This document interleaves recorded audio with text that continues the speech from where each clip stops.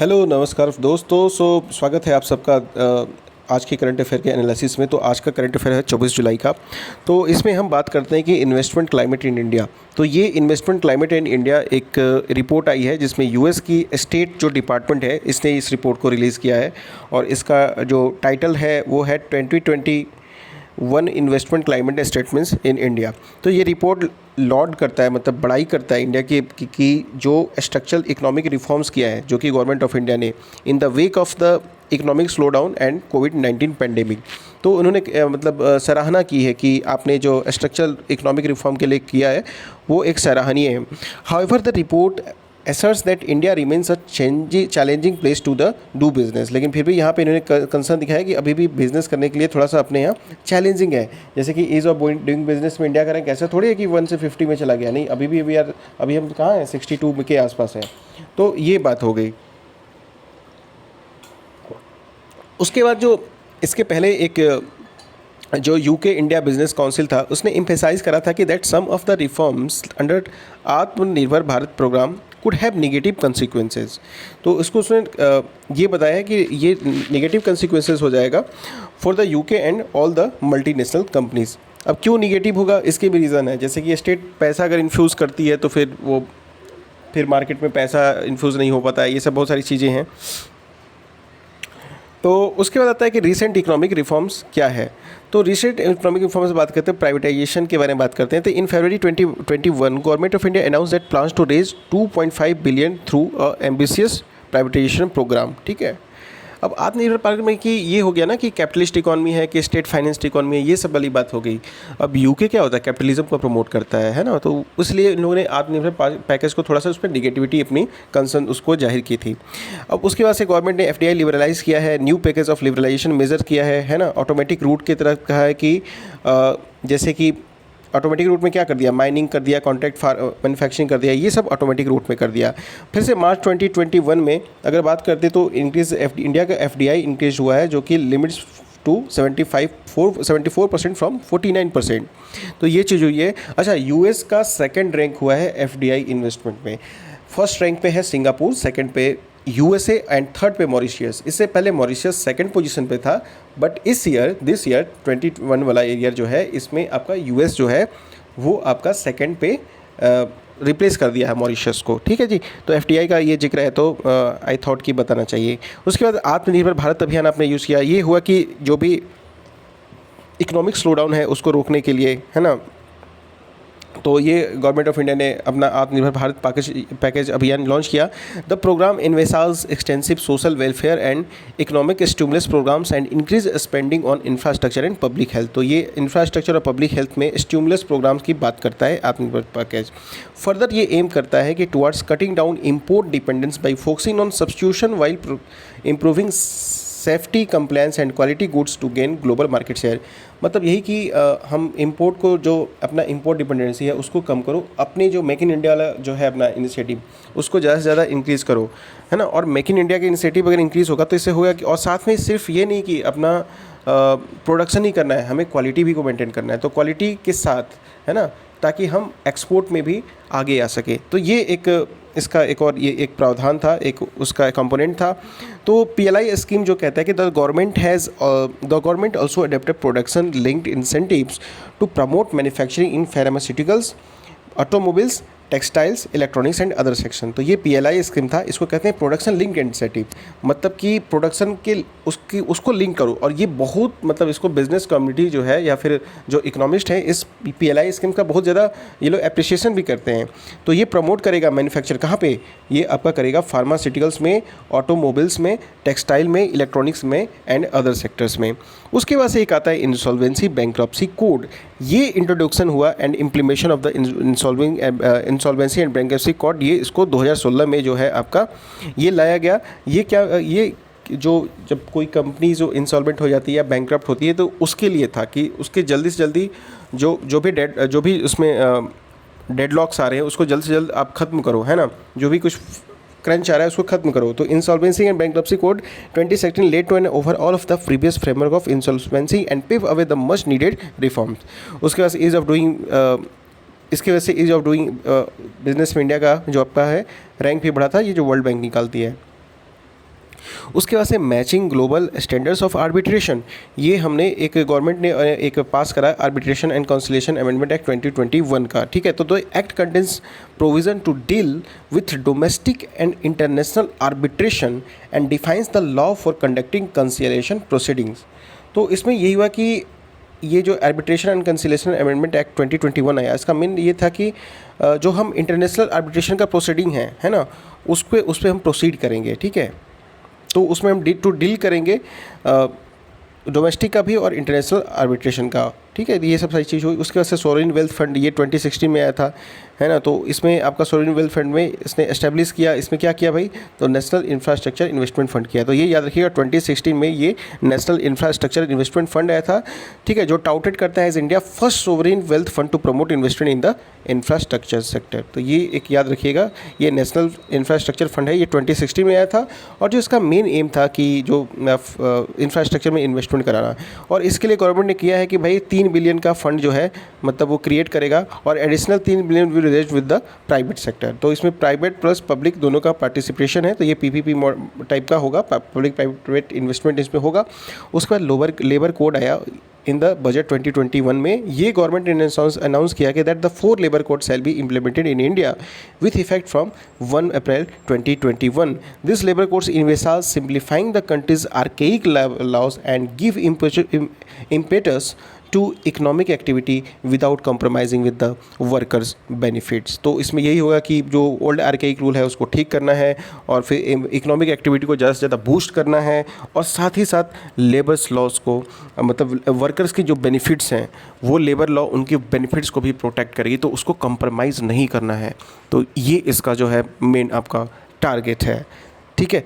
तो ये हो गया labour code 2021। Other measures for improving ease of doing business, भाई अदर मेजर क्या क्या हमने लिया है, तो इन्वेस्ट इंडिया का एक कंसेप्ट है। तो ये official investment promotion and facilitation agency है, जो कि इन्वेस्ट इन इंडिया की बात करती है with investor through their investment life cycle to provide support with market entry strategy, industries का एनालिसिस, पार्टनर सर्च करना, पॉलिसी एडवोकेसी, ये सब इसमें आपकी रहेगी। उसके बाद से प्रगति इनिशिएटिव, ये तो मतलब प्रोएक्टिव गवर्नेंस का है, ठीक है। तो ये प्रगति इनिशिएटिव लाया, ठीक है। तो ये डिजिटल मल्टी मॉडल प्रोग्राम है जो कि speed the governments approval process करता है। प्रगति इनिशिएटिव ये क्या करता है, बहुत जल्दी स्पीड अप करता है। जैसे सपोज करो कोई किसी को रेस्टोरेंट खोलना है, एक एक्स नाम का रेस्टोरेंट खोलना है, तो उसका जल्दी से आप अप्रूवल करो ना, ताकि उसको टाइम ना लगे। जैसे एक बहुत टाइम पहले एक आर्टिकल आया था, आई थिंक एक्सप्रेस में था, तो उसमें ये कह रहा था कि गन में अगर आप गन लेने जाते हैं तो आपका 2 से 3 बार में वेरिफिकेशन हो जाता है, ऐसे करके था। लेकिन अगर आप रेस्टोरेंट खोलने जाते हैं तो आपको 50 जगह वेरिफिकेशन कराना पड़ता है। ये सब सारी चीज़ें थी, ठीक है। उसके बाद से आपका आता है कि ये प्रगति इनिशिएटिव ये क्या करता है कि ये प्रोएक्टिव गवर्नेंस की बात करता है और टाइमली इम्प्लीमेंटेशन की बात करता है। Economic policies bothering foreign investors, अब कुछ कंट्रोवर्शियल डिसीजन है, जैसे कि government took 2 controversial decision like removal of special constitutional status to JNK, फिर से ये CAA 2019, मतलब ये सो तो वो पॉलिटिकल बात हो गई। हाउएवर इंडिया ने मेंटेन करा है कि CAA and scrapping the article 370 was its internal matter and that no foreign party has any locus standing on issue pertaining to India sovereignty. जैसे पाकिस्तान है, पाकिस्तान बदतमीज़ कंट्री है ना, और चाइना उससे भी बड़ा बदतमीज़, तो ये तो भाई बोलेंगे ही ना। अब ये पाकिस्तान क्या करेगा, पाकिस्तान आपका जाएगा, है ना, वो जो भी मुस्लिम कंट्रीज़ का जो ग्रुप है उसमें जाके वो कहेगा कि ऐसा नहीं होना चाहिए, है ना। तो इस तरह से वो अपना इस्लामिक ग्रुप वाले में वो जाके बोलेगा। फिर सऊदी अरेबिया से कहेगा कि आप इंडिया के अगेंस्ट को लो, दुबई के अगेंस्ट लो, कुछ स्टैंड लो। ये सब सारी चीज़ें होते रहती हैं, खैर that is a different thing. अब आता है न्यू प्रोटेक्शनिस्ट मेजर, जैसे several sectors of the economy continue to retain equity limits to foreign capitals as well as management and control restriction. अब देखो क्या है कि जो इन्वेस्टमेंट प्रोटेक्शनिस्ट मेजर है, जैसे गवर्नमेंट क्या करती है कि ठीक है इन्वेस्टमेंट करेंगे, लेकिन जो कंट्रोल है वो स्टेट के हाथ में रहेगा, या फिर जो मतलब कि ये समझिए कि जो इंडियंस रहेंगे फॉरेनर्स के हाथ में नहीं, कंट्रोल ऑफ द इंडस्ट्रीज़ मतलब कि वो सोवरीन रहेगा। तो ये सब सारी चीज़ें हैं। जैसे 2016 में बताता है कि इंडिया ने अलाउ किया 100% FDI in domestic airlines, but the issue of substantial ownership and effective control rules that mandate mandatory control by Indian national have not yet been clarified. मतलब कि कंट्रोल, मान लो तुम भाई इन्वेस्टमेंट तो आप दे दिए, लेकिन कंट्रोल किसके हाथ में दोगे, ये भी तो बात है ना। अब इंडिया कहता है कि यार मैं अपना थोड़ी कंट्रोल दूंगा तुम्हें, है ना, मतलब कुछ सॉवरेंटी वाले भी तो हिसाब किताब होती है। उसके वजह से bilateral investment agreements and taxation treaties, ये इंडिया ने अडॉप्ट करा new model of bilateral investment treaty दिसंबर 2015 में। उसमें सेवरल एडवर्स रूलिंग्स थे जो कि इंटरनेशनल आर्बिट्रिंग प्रोसीडिंग्स को, ठीक है, मतलब उसमें एडवर्स हो गया उसके लिए। जैसे the new model of BIT does not allow foreign investor to use investor state dispute settlements methods and instead requires foreign investor first to exhaust all local judges. जैसे ये होता था कि आप मतलब पहले लोकली आप उससे निपटो, फिर आप जाके फॉरेन लेवल पे आप आर्बिट्रेशन में ले जाओगे अगर कोई इशू होता है तो आपका। तो ये सब सारी चीज़ें हो गई। फिर से इंटेलेक्चुअल प्रॉपर्टी राइट वगैरह ये सब थोड़ा देख लीजिएगा, कुछ खास नहीं है, ठीक है।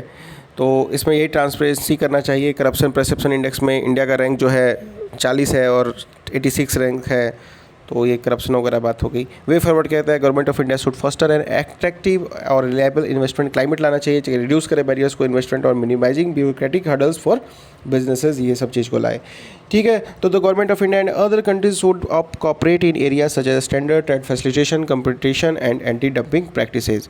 ये इंडियन एक्सप्रेस से लिया गया था। अब देखिए भाई, अब सुप्रीम कोर्ट है वो तो कुछ ना रोज़ ना कुछ तो कहेगा ही, इंडिया का सुप्रीम है वो। तो recently supreme court of India ने ये कहा है कि held that any election be it to parliament और state legislature the maintenance of secrecy of voting is must, है ना। सिक्रेसी ऑफ ये होना चाहिए, ऐसा नहीं है कि कौन व्यक्ति किसको वोट दे रहा है ये सब नहीं पता लगना चाहिए, इसकी सिक्रेसी मेंटेन होनी चाहिए। तो इट रेटिएटेड इट्स 2013 जजमेंट जिसमें people unions for civil liberties case का था, उसको फिर से रेटिरेट किया है, फिर से उसको दोहराया है। तो highlights of the latest judgment का है कि उसने ये कहा है कि जो secrecy is a part of fundamental right of freedom of expression, यानी कि आर्टिकल 19(1) का पार्ट हो गया ये। तो the confidentiality of choice strengthen democracy, part of basic structure. तो democracy and free election were a part of the basic structure of the constitution, ठीक है। तो ये याद रखिए, उसने कहा कि ये सिक्रेसी और डेमोक्रेसी एंड फ्री इलेक्शन ये भाई ये भी बेसिक स्ट्रक्चर है इंडियन कॉन्स्टिट्यूशंस के, जो आप इसको नहीं, आप स्टेट इसको मतलब कि सीज नहीं कर सकती है, ठीक है, उसको डिक्लाइन नहीं कर सकती है। उसके बाद से दो concept of basic structure came into existence in the landmark Keshavananda Bharati case state of Kerala versus 1973 में आया था। अब भाई बूथ कैप्चरिंग होता है, तो बूथ कैप्चरिंग एंड और bogus voting should be dealt with iron hands, ठीक है, because it ultimately affects the rule of law and democracy. अगर कोई बूथ कैप्चरिंग करता है तो उस पर आयरन हैंड से करिए, ठीक है। Nobody can be permitted to dilute the right to free and fair election. On unlawful assembly, once the unlawful assembly is established in prosecution of the common object, each member of the unlawful assembly is guilty for the offence of writing. अगर मान लो कोई unlawful assembly कर रहा है और उस unlawful assembly की वजह से कोई राइट हो जाए या फिर कोई एक बहुत बड़ा राइट्स हो जाए जिसकी वजह से डेमोक्रेसी जो है वो आपकी उस पर क्वेश्चन मार्क हो जाए, या फिर उससे ऐसा लगे कि डेमोक्रेसी थ्रेट में है, या वाट एवर कुछ भी लगे कि जिससे राइट हो रहा है, तो द यूज़ ऑफ फोर्स, तो उसमें क्या करो, पूरे ग्रुप को ही दोषी करार कराया जाएगा, आप गए क्यों वहाँ पे। The use of the force even though it be slightest possible character by one member of the assembly once established by unlawful constitutionally. तो फिर the definition of unlawful assembly according to Indian penal law, ये आपका section 141 में है IPC में, ठीक है। अब आईपीसी मैकलो साहब ने बनाया था, लॉर्ड मैकले। अब judgment in people civil rights ये कुछ खास नहीं है ना। फिर ये आप देख लीजिए, जैसे उसने right to secrecy is integral part of free and fair election, ये सब लेके इन्होंने लाए थे 2013 केस में। फिर राइट टू रिजेक्ट भी इन्होंने लाया, तो इसके लिए नोटा आया। राइट टू रिजेक्ट का मतलब मुझे चारों कैंडिडेट में से कोई कैंडिडेट पसंद नहीं है तो मैं नोटा डालूंगा, तो ये भी इसका ये 2013 में ये जजमेंट आया था people's union and civil liberty case में। राइट टू सिक्योरिटी ये एक सेंट्रल राइट है, and elector to cast his vote without fear of reprisal, ठीक है, और as per the article 21 of the Indian constitution. तो प्रोटेक्शन ऑफ इलेक्टर्स आइडेंटिटी भी होनी चाहिए, है ना। तो an arbitrate distinction between the voter who cast his vote and the voter who does not cast his vote is a violative of article 14, 19(1) and 21 of the Indian constitution, तो ये भी याद रखिएगा। फिर उसके बाद से आर्टिकल 21(3) कहता है कि universal declaration of human rights, and article 25(b) कहता है कि international covenant on civil and political rights deal with the right of secrecy. तो ये याद रखिएगा, आर्टिकल 21(3) ये राइट टू सीक्रेसी को डील करता है बॉस, ठीक है, तो ये याद रखिएगा। फिर से अदर रिलेटेड जजमेंट है कि सुप्रीम कोर्ट ने हेल्ड करा था कि principal that secrecy of ballets होना चाहिए, ये इम्पोर्टेंट होगा, है ना, ये सब बात कहा था सुप्रीम कोर्ट ने। उसके बाद से सेक्शन 94 ऑफ द जो अपना ये रिप्रेजेंटेशन ऑफ पीपल एक्ट है, ये भी इसकी बात करता है 1951। तो the section upholds the privilege of the voters to maintain confidentially about their choice to vote, ये बात होगी, ठीक है। अब आते हैं स्पेशल इकोनॉमिक जोन। अब ये स्पेशल इकोनॉमिक जोन के बारे में है। तो स्पेशल इकोनॉमिक जोन आपको पता है, इसको SEZ भी कहते हैं, स्पेशल इकोनॉमिक जोन। जैसे बहुत सारे जगह पे जो कोस्टल एरिया मतलब बहुत सारे जगह पे स्पेशल इकोनॉमिक जोन बनाया जाता है ताकि एक्सपोर्ट को बूस्ट किया जा सके, ठीक है।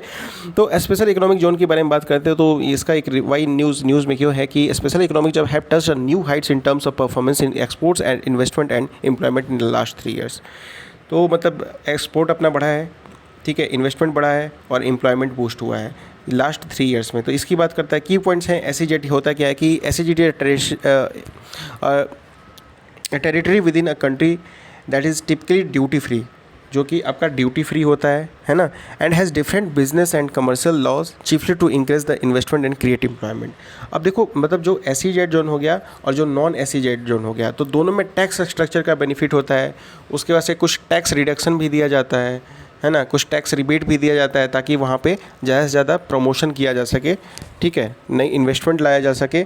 जैसे Noida is a SEZ zone, है ना, नोएडा आपका एक SEZ जोन है। तो इस अब उसके बाद से SEZs are created also to better administer this areas thereby increasing the ease of doing business. तो वहाँ पे मतलब कि एडमिनिस्ट्रेट का मतलब वहाँ पे गवर्नेंस वगैरह मतलब काफ़ी ईज़ ऑफ गवर्नेंस होता है और ट्रांसपेरेंसी वगैरह ये सब चीज़, फास्ट अप्रूवल, ये सब यहाँ पे चलता है, ठीक है।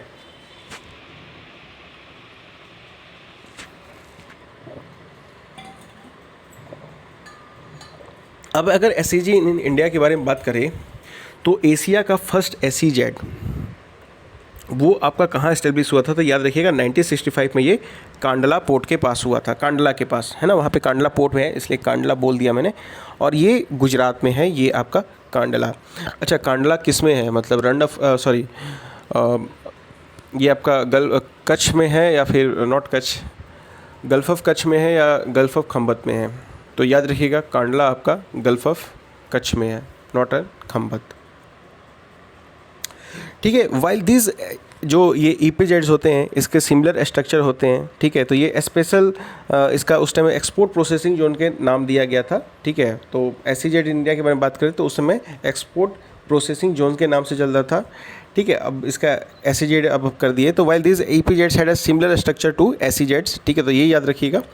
तो अब इसमें क्या होता था कि फॉरेन, फिर उसके बाद से the government began to establish SEZ in 2000 under the foreign trade policy. फिर SEZ शुरू हुआ अपना 2000 में, ठीक है, ये आपका जो under the foreign trade policy था to redress the infrastructure and bureaucratic जो चैलेंजेस थे उसको दूर करने के लिए, तो ये याद रखिएगा, ठीक है जी। तो SEZ आपका 2000 अंडर फॉरेन ट्रेड पॉलिसी के अंतर्गत आया था। स्पेशल इकोनॉमिक जोन्स जो है आपका एक्ट पास हुआ था 2005 में, ये याद रखिएगा 2005 में ये एक्ट पास हुआ था। और the act came into force in the SEZ rules 2006। ये UPPSC वगैरह में पूछते हैं कि SEZ जोन कब पास हुआ था, कब आया था, है ना, पहला SEZ कब बना था, तो इस्टेब्लिश पहला गवर्नमेंट ने बिगिन कब किया था, तो भाई याद रखिएगा ये 2000 में किया था इन लोगों को बिगिन करना, ठीक है जी। तो ये चीज़ हो गया। उसके बाद से इंडिया के जो however SEZ were operational in India from 2000 to 2006 under the foreign trade policy, मतलब फॉरेन ट्रेड पॉलिसी के अंतर्गत हमने उनका ऑपरेशनल शुरू कर दिया था 2000 से लेकर 2006 तक। तो इंडिया के जो SEZ were structured closely with China successful model, तो हम चाइनीज़ मॉडल पे भी अपना ये काम करते हैं। उसके बाद से प्रेजेंटली बात करें तो इंडिया में 379 जो हैं आपके, ये आपके नोटिफाइड हैं, ठीक है, जिसमें आउट ऑफ 265 जो है आपके ऑपरेशनल हैं। 64% ये जो हैं आपके ये 5 स्टेट में है, लाइक तमिलनाडु और ये हो गया, कर्नाटका हो गया, आंध्रा हो गया, तो इसमें आपके ज़्यादा हैं। तो अगर पूछे तो सबसे मैक्सिमम SEZ कहाँ है, तो वो याद रखिएगा तमिलनाडु में है अपना, ठीक है जी। उसके बाद से द बोर्ड ऑफ एक अप्रूवल बनाया है, ये अपेक्स बॉडी है, इसका हेड सेक्रेटरी होता है डिपार्टमेंट ऑफ कॉमर्स का।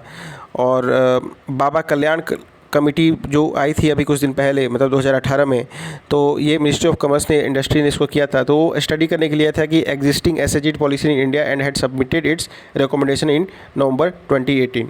ये सब हो गया। अच्छा, एक और चीज़, एसएजीडी के जोन के अंदर जो बैंक भी बनता है वो भी अपने आप को as a foreign bank deal करता है, ये याद रखिएगा। तो अब इसकी बात करें तो ये जो है आपका it was set up with a broad objective to evaluate the SEZ policy जो बाबा कल्याण कमेटी थी, और मेकिंग इट WTO कंपेटेबल के हिसाब से कि WTO का ग्लोबल बेस्ट प्रैक्टिसेस को एनालाइज किए। ठीक है, तो उसमें यही हुआ कि जो एसईजेड जो इसकी जो बाबा कल्याण कमेटी थी, तो उसने रिकमेंड किया था कि जो भी अपना ये उसको बूस्ट करो एक्सपोर्ट के ज़्यादा से ज़्यादा। ठीक है, उसमें डिफाइन करो कि ये उसके प्रिंसिपल से 3E था, एम्प्लॉयमेंट, एक्सपोर्ट, ऐसे करके वो अपना प्रिंसिपल दिया था। ठीक है, कभी ये इसका मैं आपको बता दूंगा ये क्या था पूरा ऑब्जेक्टिव। तो इसमें ये भी था कि जो ट्रस्ट हैं उसको भी एसईजेड में ले लो, ऐसे करके था, है ना, इसकी बात की गई थी। तो ऑब्जेक्टिव ऑफ एसईजेड एक्ट क्या है, तो भाई क्रिएट करो एडिशनल इकोनॉमिक एक्टिविटी को, एक्सपोर्ट करो, एम्प्लॉयमेंट करो। तो यही 3E होता है, इकोनॉमिक एक्टिविटी, एक्सपोर्ट, एम्प्लॉयमेंट, ये सब है ना। डोमेस्टिक FDI इन्वेस्टमेंट को आप इसको बूस्ट करिए, डेवलप करिए इंफ्रास्ट्रक्चर फैसिलिटीज़ को। तो मेजर इंसेंटिव्स लिए गए हैं, फैसिलिटीज़ जो अवेलेबल हैं EEZ में। तो वो क्या है कि एक तो आपका है duty free import, domestic procurement of goods for development, operation and maintenance of SEZ units, है ना। तो ड्यूटी फ्री आप इंपोर्ट कर सकते हो जिससे आप डेवलपमेंट कर सको, ऑपरेशनल में उसका यूज़ कर सको। एग्जाम्पन आप कर सकते हो from various taxes like income tax, minimum alternate tax etcetera, है ना। जैसे मान लो उसको बोल दिया कि चलो 3 साल के लिए तुम्हारा हम इनकम टैक्स जो है 15% की जगह मात्र 8% लगाएंगे, है ना। इस तरह से आपको कुछ थोड़ा दे दिया, है ना, या फिर एग्जाम्पन कर दिया। तो external commercial borrowing by SEZ units up to 500 million in a year, ये बढ़ा दिया विदाउट एनी मैच्योरिटी रिस्ट्रिक्शन, है ना, थ्रू रिकॉग्नाइज्ड बैंकिंग चैनल। इससे कर दिया कि तुम अपना बोरिंग उसको ज़्यादा दे दिया। सिंगल विंडो क्लियरेंस की बात करा, स्टेट अप्रूवल में SEZ में होता है कि आप सिंगल विंडो क्लियरेंस रहेगा। परफॉर्मेंस वो बात करते हैं तो एक्सपोर्ट्स आपका ₹22,840 हज़ार करोड़ 2005 में हुआ, ये अब ये 7,59,524 करोड़ हो चुका है। इन्वेस्टमेंट की बात करें तो ये भी आपका बढ़ गया है। ठीक है, ये इन्वेस्टमेंट भी बढ़ गया है। एम्प्लॉयमेंट भी आपका बहुत ज़्यादा बढ़ा है। तो ये 23,58,136 लोग हैं जो एम्प्लॉयड हैं, पहले जो कि 2005 में 6 से लेके बस 1 लाख। तो देखिए कितना ज़्यादा एम्प्लॉयमेंट का इंक्रीज़ हुआ है। और ये तो डायरेक्ट दिखा रहा है। अगर इनडायरेक्ट एम्प्लॉयमेंट की बात करें तो बहुत ज़्यादा इनडायरेक्टली एम्प्लॉयमेंट भी बढ़ता है। डायरेक्टली इनडायरेक्टली, जैसे मान लो कोई होटल खोल दिया वहीं आसपास में, वहाँ पे लोग काम करने आ रहे हैं। ठीक है, उसमें तो मेड वेड से लेके हर चीज़, कोई पानी पहुँचा रहा है, बहुत सारी चीज़ें हो जाती हैं। चैलेंजेस क्या है कि भाई तो ये यूटिलाइज लैंड इन SEZ, ये सबसे बड़ा चैलेंज है कि बहुत सारे SEZ ने क्या किया, ज़मीन तो ले लिया बट उसमें अभी तक उन्होंने कुछ अपना डाला नहीं, है ना। तो due to lack of demand of SEZ space and disruption है कॉज्ड बाई पेंडेमिक। जैसे आप ग्रेटर नोएडा में चले जाओ तो मैं ग्रेटर नोएडा में ऐसी SEZ जो बहुत सारे बने लगे, ऐसे ही खाली हैं प्लॉट, है ना, कुछ अभी तक कुछ लगा नहीं है। फिर से एग्जिस्टेंस ऑफ मल्टीपल मॉडल्स है, like there are multiple models and economic zone such as SEZ, coastal economic zone, Delhi Mumbai industrial corridor. तो मतलब इसमें भी बहुत सारे आपके हैं फूड पार्क, टेक्सटाइल पार्क, जो कि चैलेंज करता है इंटीग्रेटिंग द वेरियस मॉडल्स को। उसका से कंपटीशन भी है आपका आसियान कंट्री से। तो in the past few years many of the ASEAN countries have tweaked their policies to attract global players to invest into their SEZ and have also work on a developmental set for their skilling initiative. मतलब कि अब ASEAN countries है, जैसे आप Singapore को देख लो, तो Singapore में आप देखिए भाई कितनी अच्छी पॉलिसी है उनकी, उनको बेस्ट पॉलिसी के लिए माना जाता है। या फिर और वो कहते हैं कि चलो हम अब लेबर लॉ भी कम कर देंगे, अपना जैसे कहोगे वैसे कर देंगे, है ना, आपको बेस्ट डेस्टिनेशन देंगे, आप हमारे यहाँ आओ, कंपनी एस्टेब्लिश करो, आप कहो हम 2 दिन में ही अप्रूवल आपको दे देंगे। तो मतलब एक तरह से वो पर्क्स दिखाती हैं। फिर से वो टैक्सेशन वगैरह की बात करते हैं कि हम कम टैक्सेशन वगैरह देंगे। ठीक है, तो ये सब सारी चीज़ें हैं। तो Indian SEZs have lost some of their competitive advantage globally and hence need to have fresher policy. अब वे फॉरवर्ड देखते हैं। तो प्रमोशन करो MSME promotion of MSME investment in SEZ by linking with MSME scheme and allowing alternate sectors to invest in the sector specific SEZ is among the recommendation by Baba Kalyan committee. वो कहता है कि MSME investment भी promotion करिए MSME investment का इन SEZ में, मतलब कि MSME स्कीम्स को आप लिंक करिए, ठीक है। उसके बाद से it has also batted for additional enablers and procedural relaxation as well as granting SEZ infrastructure status, ठीक है। उसके बाद से आप मतलब ये भी कर सकते हैं कि जो एडिशनल जो आपके इनेबलर्स हैं प्रोसीजरल रिलैक्सेशन दो, उनको ग्रांटिंग करो, SEZ इंफ्रास्ट्रक्चर स्टेटस को इम्प्रूव करो, their access to finance and enable long term borrowing करो, ठीक है। ये हो गया। अब आता है कि PLI scheme for speciality steel. तो PLI स्कीम लाया गया है तो स्पेशलिटी स्टील में। तो रिसेंटली जो है यूनियन कैबिनेट ने अप्रूव किया है कि प्रोडक्शन लिंक इंसेंटिव स्कीम जो है सेंट्रल सेक्टर स्कीम है, तो इसको स्टील स्पेशल जो स्पेशलिटी स्टील है उसमें भी अप्लाई है with A budgetary outlay of 6322 crore over a period of 5 years from 2030 से लेके आपका मतलब ये 2023-24 से चालू करिए इसका, ठीक है, 5 साल तक। अब ये स्पेशलिटी स्टील क्या है? ये एक वैल्यू एडेड स्टील होता है which is made by processing normal finish steel. It is done by converting normal finish steel into high value added steel by way of coating, plating and heat treatment. तो ये याद रखिएगा, ये speciality steel क्या है? तो ये मतलब एक नॉर्मल स्टील है, उसी को थोड़ा सा उसमें कोटिंग और प्लेटिंग करके और हीट देके उसको थोड़ा सा वैल्यू एडिट कर देते हैं, मतलब उसकी वैल्यू को थोड़ा और बढ़ा देते हैं। और ये यूज़ कहाँ होता है? At apart from the automobile sector and specialised capital goods they can be use in various strategic application such as defence और स्पेस पावर स्टेशन। अब मान लो एक स्टील आप यूज़ कर रहे हो अपने घर के टेबल के फ्रेम में, सपोज करिए, और एक अब क्या आप सेम स्टील को आप कोई मिसाइल लॉन्चर में लॉन्च करोगे तो पता चलेगा कि आपका मिसाइल आपके घर में ही फूट गया है ना, और दुश्मन से पहले आप खुद स्वयं ख़त्म हो गए। तो ये सब भी सारी चीज़ें हैं। उसके बाद से आपका तो PLI स्कीम क्या होता है? तो ये तो बूस्ट करता है डोमेस्टिक मैन्युफैक्चरिंग को और कट डाउन करता है इंपोर्ट बिल्स को। तो द सेंट्रल गवर्नमेंट जो है इसको इन मार्च 2020 इंट्रोड्यूस किया था PLI स्कीम को। तो ये याद रखिएगा, PLI स्कीम कब आया था? तो भाई मार्च 2020 में आया था, ठीक है जी। इसका aim to give companies incentive on incremental sales from products manufactured in domestic rules. Scheme invite करता है फॉरेन कंपनीज को to set units in India. However it also aims to encourage local companies to set up और expand existing manufacturing units. तो ये बात हुई। तो PLI scheme क्या करता है? मतलब उसको, ये सेंट्रल सेक्टर स्कीम है, तो जो मैन्युफैक्चरिंग कंपनी अच्छा काम कर रही है तो उनमें कुछ उनको पैसे वगैरह फाइनेंस करना, बैंकिंग लोन देना कम, उस पर ये सब चीज़ चलता है। तो the scheme has also been approved for sector such as automobiles, pharmaceuticals, IT hardware, laptops, mobile, telecom equipment, white goods, chemical sales, food processing, इसमें ये काम करता है। तो अब ये देखो वर्क कैसे करता है। तो ये एक सब्सिडी होता है, it is a kind of subsidy to the sector. तो it is a direct payment from the budget goods made in India, और अमाउंट वेरी करता है फ्रॉम सेक्टर टू सेक्टर, ठीक है। It is based on disadvantage disability faced by sector. तो मतलब अगर कोई इसको दिक्कत हो रही है तो भाई उसको दो। तो PLI फॉर स्पेशलिटी स्टील की बात करते हैं। टू हेल्प इंडिया के जो है जो प्रोडक्शन को है उसको SS प्रोडक्शन है कि स्पेशलिटी प्रोडक्शन को रीच करना है 42 मिलियन टन से बाई 2026-27 तक। तो ये याद रखिएगा, अभी प्रेजेंट में कितना है? तो 18 मिलियन टन है, क्योंकि चाइना सबसे बड़ा कंपटीटर है ना इंडिया का स्टील मार्केट में। अभी देखो यूरोपियन यूनियन ने क्या किया है, उन्होंने कहा है कि हम कार्बन बेस्ड एक बैरियर लगाएंगे। तो जनरली उनका ये है कि जो ज़्यादा मतलब कि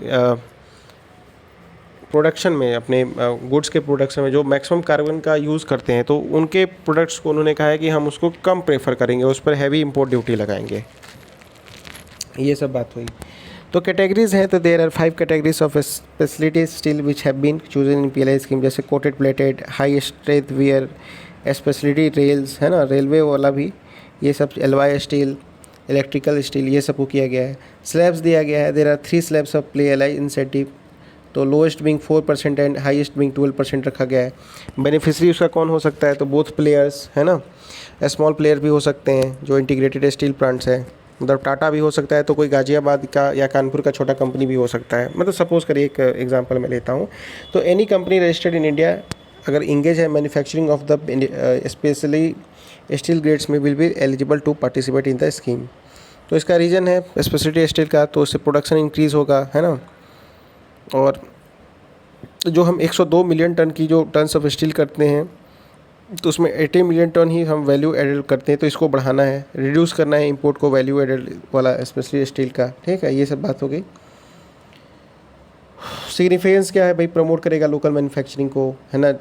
ग्लोबल मैन्युफैक्चरिंग चैंपियंस में इंडिया भी आएगा, एम्प्लॉयमेंट जनरेशन होगा अलग से, ठीक है। तो ये जनरेट करेगा 5 लाख लोगों का इनडायरेक्ट इसमें भी होगा। आउटकम होंगे इसके, बिग इन्वेस्टमेंट लाएगा 40,000 करोड़ का, ये सब सारी चीज़ें हैं। तो अभी कुछ इनिशिएटिव है स्टील से, जैसे मिशन पूर्वोदय है, तो ये 2020 में आया था। इसका मेन काम था कि accelerated development of eastern India through the development of integrated steel hub Kolkata में बनाओ। ठीक है, नेशनल स्टील पॉलिसी 2017 में आई थी। तो इसका ये था कि सेल्फ सफिशिएंसी करना है हमें, आत्मनिर्भर बनना है स्टील में। ठीक है, तो पॉलिसी सपोर्ट गाइडेंस वगैरह प्राइवेट मैन्युफैक्चरर्स को देना। और ये एमएसएमई स्टील प्रोड्यूसर ये आपका 2017 में लॉन्च हुआ था। उसके बाद से adoption of the 4th industrial revolution की बात करेगी, तो इट इम्प्रूव मैन्युफैक्चरिंग प्रोसेस को, कि आप एआई का यूज़ करो, मतलब एडॉप्ट करो आप जो नई टेक्नोलॉजी को हो। ठीक है, उसके बाद से मटेरियल यूसेज, एनर्जी एफिशिएंसी, ये सब भी देखना है। साथ में steel research and technology mission of India एक आया था, तो इसका ये काम था कि it provides for the grant of financial assistant देगा for various institution including council of, ये सब देगा लेबोरेटरीज वगैरह को। ठीक है, ये सब सारी चीज़ें हो गई। फिर ग्रीन हाउस गैस को कम करना। अब नेक्स्ट एक आता है, इसका नाम है एंटी माइक्रोबियल रेजिस्टेंस। तो मिनिस्ट्री ऑफ हेल्थ ऑफ जो फैमिली वेलफेयर, उसने हाईलाइट किया कि various measure to address the challenges posed by the anti microbial resistance in the country. तो ये आया था कि उसने एड्रेस किया क्या क्या हमें करना चाहिए मेजर्स, ताकि ये एंटी जो माइक्रोबियल रेजिस्टेंस है ये कम हो सके। तो पहले बात जान जाते हैं कि ये एंटी माइक्रोबियल रेजिस्टेंस क्या है। तो ये is the resistance acquired by the any micro organism, bacteria. जैसे कहने का मतलब सपोज करो कि आप बहुत ज़्यादा एंटीबायोटिक खाते हो, तो आप बहुत ज़्यादा आप एंटीबायोटिक खाओगे तो एक टाइम आ गया कि आपकी बॉडी जो है, अगर बैक्टीरिया कोई अटैक कर रहा है फिर से दोबारा, तो आपकी बॉडी के ऊपर वो एंटीबायोटिक वो कोई वर्क नहीं करेगा। तो क्या होता है कि अब बहुत सारी चीज़ें हैं जिसकी वजह से हमारे बॉडी के अंदर मतलब ये माइक्रोबियल रेजिस्टेंस ये है, ये बढ़ते जा रहा है। ठीक है, तो इसी के अगेंस्ट क्या करना चाहिए इसके बारे में बात की जाती है। तो anti microbial resistance is a resistance acquired by any micro organism such as bacteria, virus, fungus, parasite against anti microbial drugs such as antibiotics या फिर anti fungals, anti virals, anti malarials या एंटी थैलेमिटिस, ये सब चीज़ें होगी that are used to treat infection.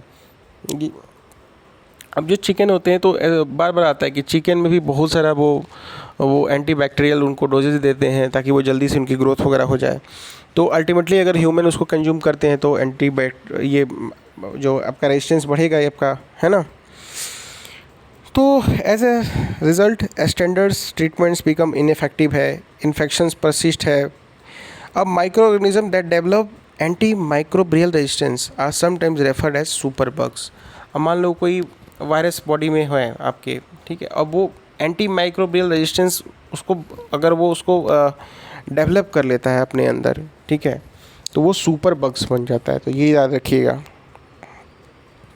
अब इसका क्या स्प्रेड है AMR का, तो misuse of anti microbials in medicine and. अब देखो इंडिया में क्या है आपका, इंडिया में आप जाओ दवा आपको जो फार्मा होता है किसी भी दुकान पे आपको तुरंत से देगा, but in the foreign countries में, खासकर यूरोपियन कंट्रीज़ में या फिर वेस्टर्न कंट्रीज़ में, वहाँ पे जब तक डॉक्टर लिख के नहीं देगा कि आपको पैरासीटामोल चाहिए या फिर आपको बुखार के लिए फलाना आपको एंटीबायोटिक चाहिए, तब तक वो आपका जो केमिस्ट रहेगा आपको दे नहीं सकता है।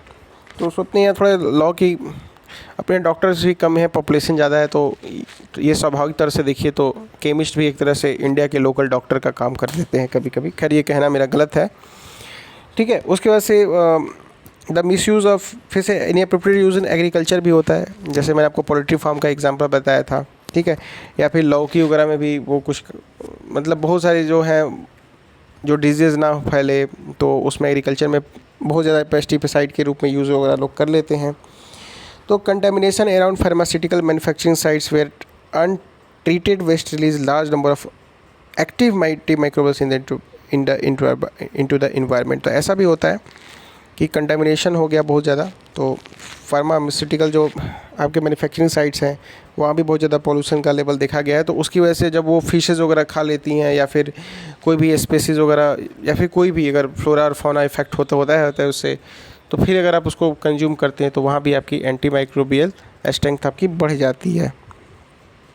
तो AMR इन इंडिया की बात करें तो high burden of infectious disease है ये इंडिया में आपका। फिर से मल्टी ड्रग रेजिस्टेंस ये आपका है न्यू दिल्ली मेटालोबेटा लैक्टीज, ये है आपका NDM1, तो ये याद रखिएगा। तो in India 56,000 new born deaths each year due to sepsis are caused by organism that are resistant to first line antibiotics. तो ये याद रखिए भाई, लगभग ऐसे 56,000 बच्चे डेली जो है मतलब न्यू बर्थ जो ईयरली मरते हैं इसकी वजह से।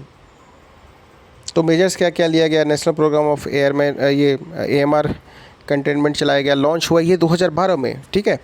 फिर से national action plan on AMR निकाला गया, ये वन हेल्थ अप्रोच हुआ 2017 में।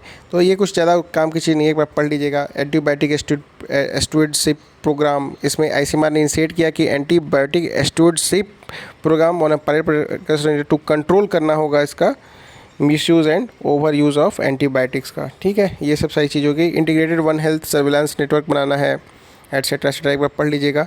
WHO ने क्या कहा था कि उसने भी आइडेंटिफाई किया है AMR को। अब एक आया है कि मैनेजिंग करिए आप मेंटल हेल्थ इश्यूज़ इन प्रिजनर्स, ये NIMHNS का गाइडलाइंस है। तो मिनिस्टर ऑफ होम अफेयर इसको दिया है कि आप सेटअप करिए गाइडलाइंस को कि ताकि मेंटल हेल्थ इशू जो प्रिजनर के साथ है या प्रिजनर स्टाफ के साथ है तो उसको देखा जा सके। तो ये याद रखिएगा, मिनिस्टर ऑफ होम अफेयर्स दिखाई है।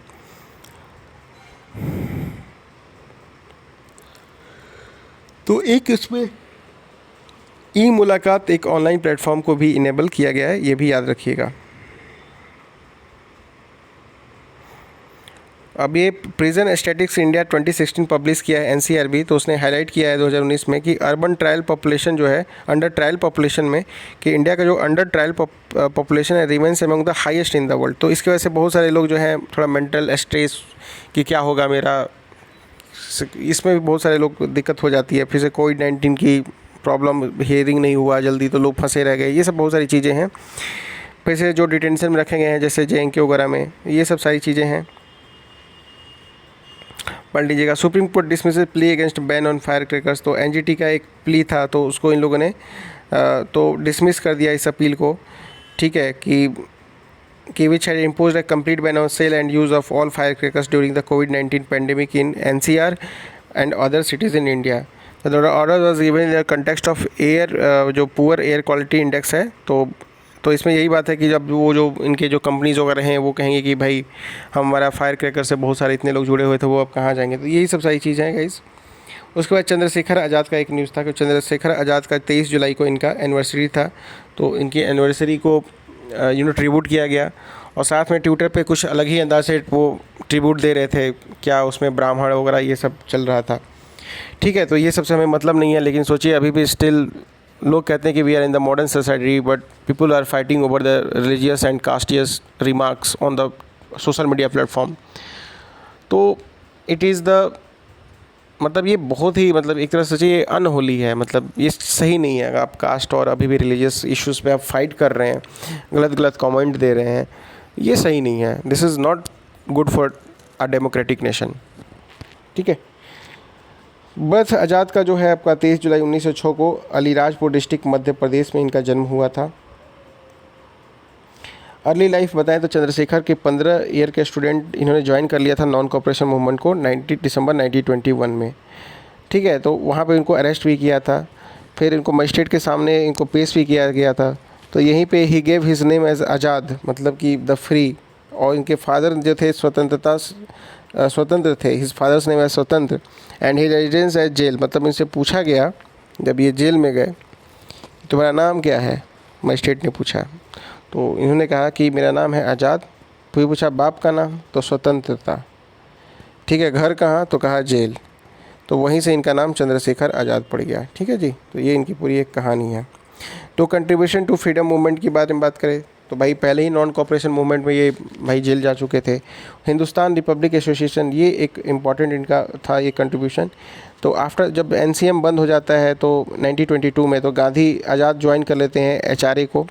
एचआरए एक रिवोल्यूशनरी ऑर्गेनाइजेशन होता है जो कि 1924 में ईस्ट बंगाल सचिंद्र में इसको बनाते हैं। सचिंद्र नाथ सन्याल, नरेंद्र मोहन सेन और प्रतुल गांगुली, ये जो ऑफशूट थे अनुशीलन समिति का, तो इन्होंने इसको बनाया था, इन्होंने इसको फॉर्मेशन किया था।